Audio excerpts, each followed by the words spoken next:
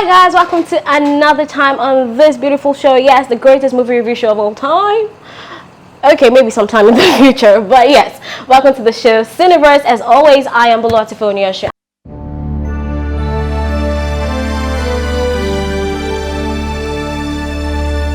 And yes, I will be giving you my feedback on a couple of movies or series that I watch, and you know how it goes. Anyways, the last time I came here, I reviewed the movie Nimbe, and like I said, I did enjoy it and whatnot. Now today, I will be talking about a different movie entirely, and why it got me interested is because there were a lot of ratings of it on Netflix. I saw that a lot of people were watching it. It went up in ratings and viewership and all of that. And I was like, okay, why not? If not, let's watch it and see what it's all about. We have a lot of drugs and money to move today. Go to work. He's coming, and you won't even know it. I want Diaz Santana dead.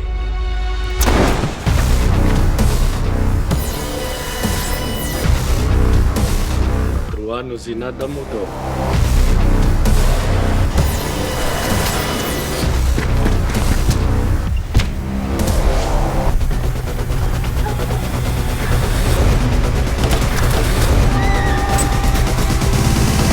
I can help you get him.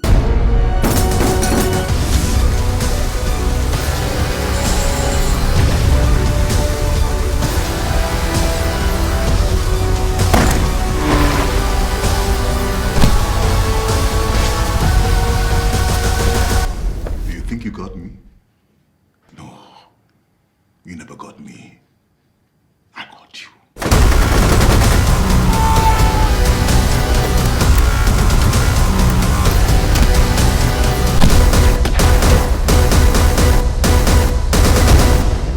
I checked out the movie. I watched this. Was a 1 hour 46 minutes full. Yes, 1 hour 46 minutes. I watched it. Paid attention to as much things as I could, and yeah, let me just start with the storyline. It's about two brothers who come face to face to the killer of their parents, who happened to be a drug lord and all of that, and they were on their path to vengeance and justice and yada yada yada. The movie was set in Angola. Yes, set in Angola, and actually gave us a kind of a time lapse that's between 1997 and now.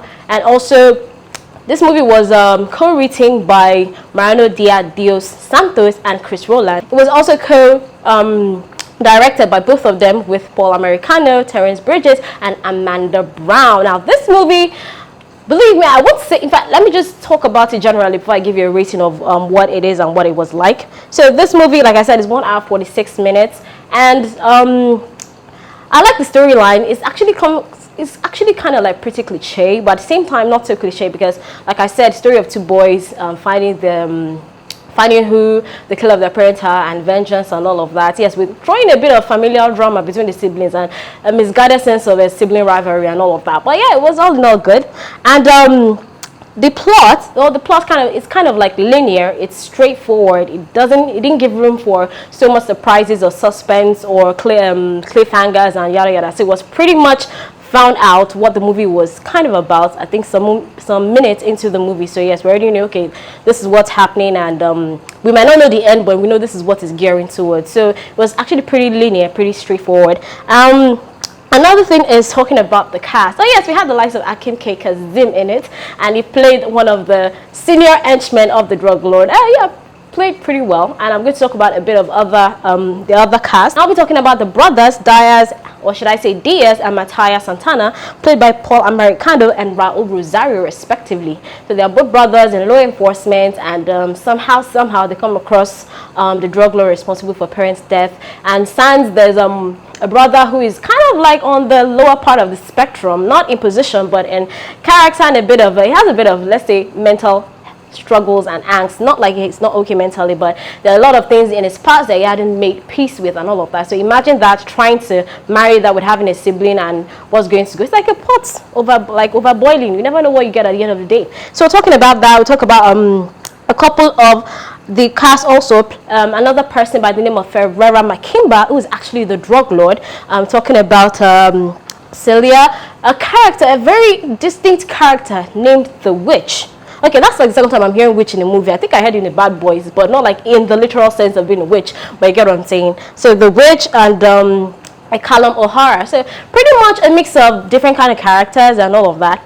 Now let's talk about the movie proper. For an action movie, it's not as intense as I thought it would be, because I thought, oh yes, it's an action movie, and with the trailer, okay, I won't say the trailer is misleading, it's not, but it kind of makes it interesting for you to be like, okay, what's going to happen and all of that. So it's not as intense as I thought it will be. No, I'm not even talking about John Wick here. It's not even on that range, but there wasn't much eye-octane action to begin with, and at a point I kind of lost traction, because the first thing that drew me in from the movie was the opening sequence. That's like a sort of backstory into the lives of the brothers and how they came to be and all of that. So that got my attention. It kept me attentive, and I was waiting to see, okay, how is this going to play out?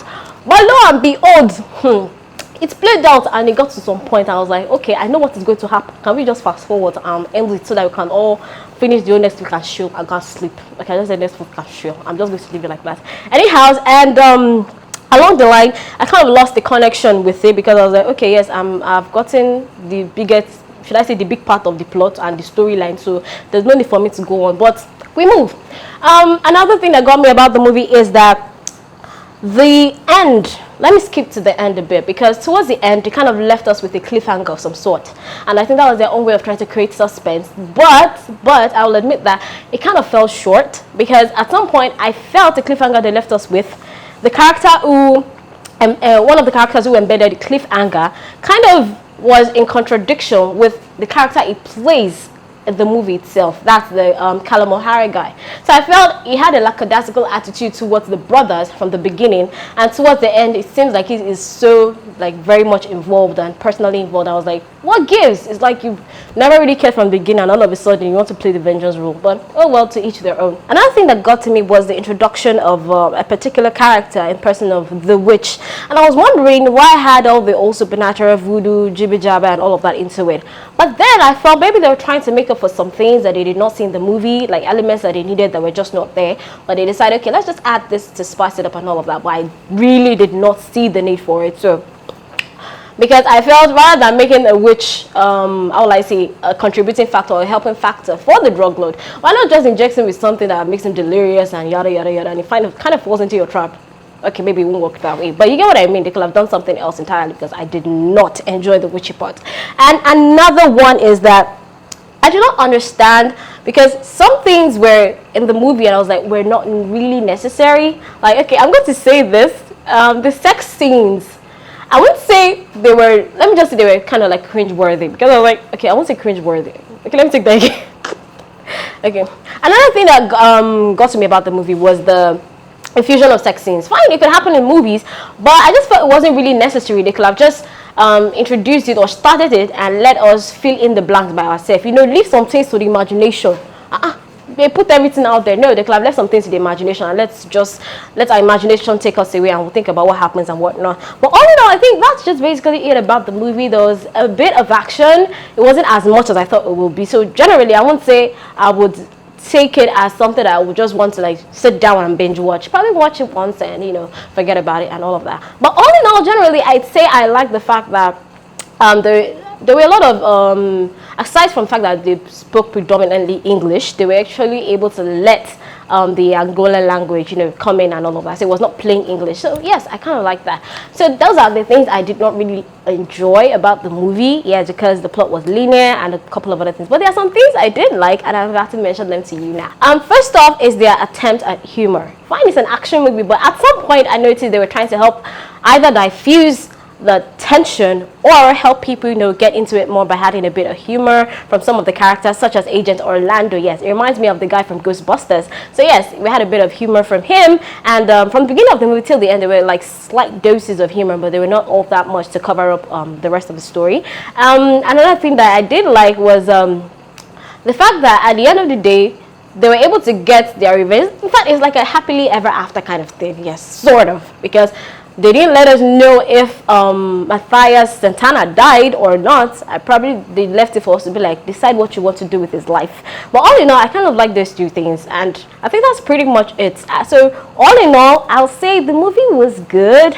I won't say terrible, because it was not terrible. I'll say a mild attempt at creating something sort of an action film or an action flick. So yes, a good one for them.